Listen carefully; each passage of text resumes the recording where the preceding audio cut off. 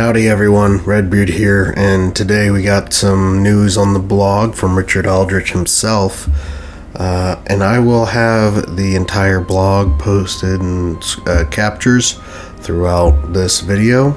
I apologize for my voice. I had a bit of a vocal injury the other day. If you're new to the channel, I emphasize quality of videos over quantity, so I haven't had a video out in a few weeks, so I thought I'd make this one for this news to kind of compare to my Cathay video I did. And yeah, any news reaction vids I do are low effort because they're just some content to put out. They're not like my lore or speculation videos where it's monumentally more work. It's trivial how much work I put into these videos compared to those. So anyways, let's dive into the blog. Alright, so we'll start with the reflecting, and just they started with what we're not getting, which I think is a good way, just, get that out of the way. So we'll go over that first. Again, I'm gonna bounce around a little bit. I want to keep this video short, so I save my voice. I don't want to be doing this too long. So straight out of the gate, we're not getting any hag mothers, but this makes sense to me. I even said in my video that I think they should probably be exclusive to Mother Ostankia's faction because they're so rare. But as far as the lore is concerned, I guess Ostankia is the only hag mother. On the other hand, there's a mention of a new magic lore, which has to be the lore of hags for Ostankia and the Hag Witch hero. I would prefer to get the whole lore of hags in their skill line as a separate skill line to the current lores that they have, which beasts and what's the other one, shadow or something like that. I'd prefer they'd, Ostankia keeps the magic lore skill line she has now, and additionally gets the lore of hags. That's what I'm saying. So, Kislev, they mention Narieska Lesa, the Golden Knight, so, we already knew that from the leaks, so that's good to know. We didn't get a lot on Kislev, and I think pretty much nothing on Tzeentch. So, besides that, he said Richard is gonna be back on the blog next week to talk about Tzeentch. So, we also got mention of Katarin's sled. So, bing bang boom, finally we're getting it. Hopefully this also means we get sleds for the rest of the Ice Court, the Ice Maidens and the Frost Witches, and maybe even as just possibly a unit in and of itself. But for Cathay, we're not getting Master Po or Shi Hong as legendary heroes. Instead, we're getting this awesome new character who is essentially a terracotta sentinel named character named Saytang the Watcher, which we'll get a little more into. No mention of Zengu Wardrum, Jet, or Jade Lions being added as mounts, because there's some other new mounts, I guess, which we'll also get into. In my last video, I said the Zengu Wardrum should be a mount for the Lord Magistrate and the Caravan Master, and the Jade Lion would make a good mount for the Celestial General, and the Jet Lion would make a good mount for the Dragon-Blooded Shigangan. Okay, and then moving on to the what to expect moving forward section, there's a brief mention of a Hot Pot, which is a halfling unit, which the halflings come from the Moot in the Empire. Perhaps this could tie into a Marius Lightdorf DLC, or FLC perhaps. They're kind of at odds, but I don't see Hot Pots or halflings coming as their own race for sure. But, I'm sure they could be tied into the Empire somehow, some way. Now, then it goes into the layout. So, it almost lays it out exactly like I did in my Shadows of Change 2.0 revamp videos where, you know, per race you're gonna get a legendary lord, a legendary hero, a generic lord, a generic hero, it's 3 regiments of renown for each race, and 5 units. I was hoping for at least 6 units, but 5 was kind of the bare minimum I was thinking. So, it pretty much almost lays it out exactly. They label the FLC stuff as further content, or free LC, which touches upon lores of magic, mounts, and whatever else is relevant. So then moving on to the Grand Cathay additions, Saytang the Watcher is basically, now we have a named character, Terracotta Sentinel, which is very cool. They kind of go into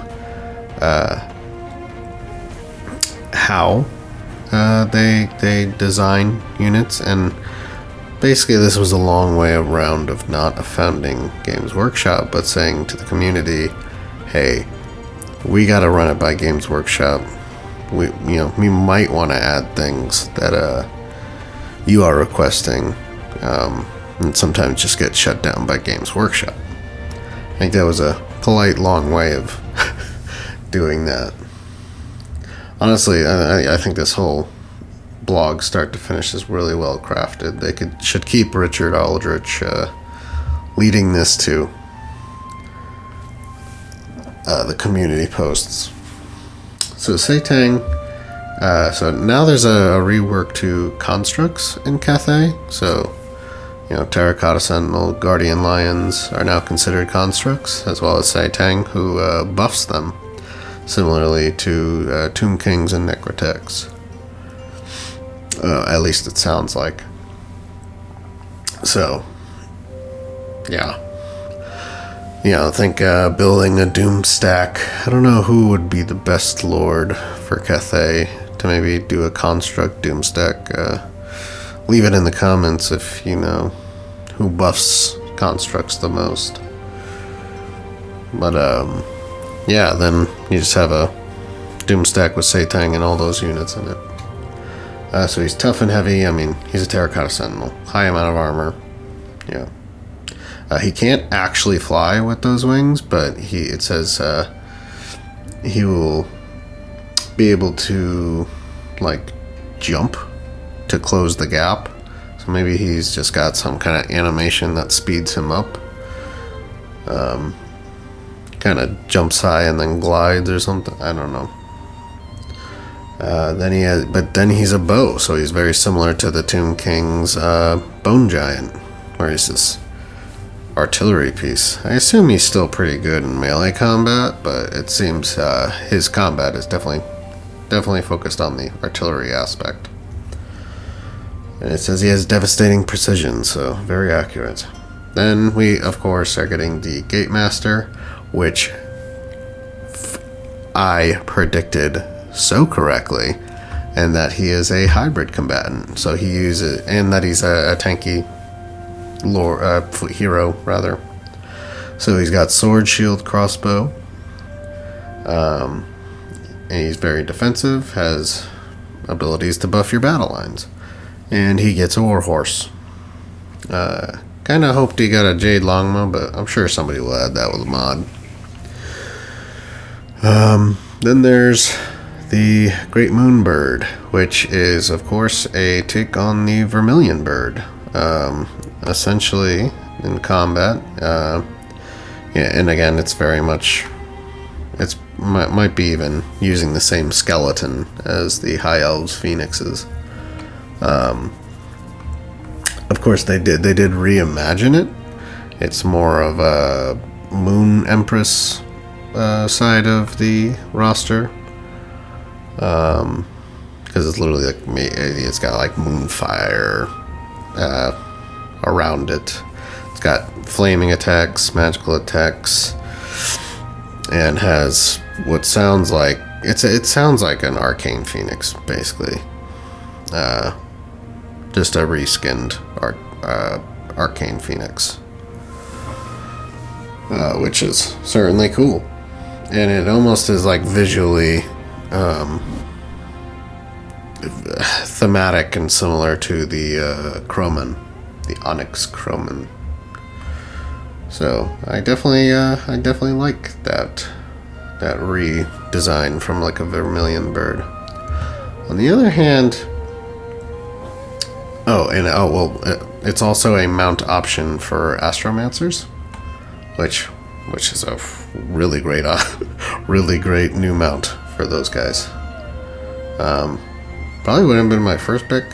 I might have thought like Dragon-blooded Shugangan or something, but so yeah, the Celestial Lion. This one's interesting. So this is, for all intents and purposes, the Kirin I talked about in my previous video. It's definitely a Warhammer take on it. I just don't know if I love it. I kind of liked the Kirin being like this wingless, monstrous lion, kind of. Flies more through magical essence, like the dragon children. And I mean as well, I kind of thought it might act like a Lamasu, and where it has bound spells or bound abilities. But from its description, it sounds pretty much just like a reskinned griffin, or like a purified manticore. So, exceptional ground mobility,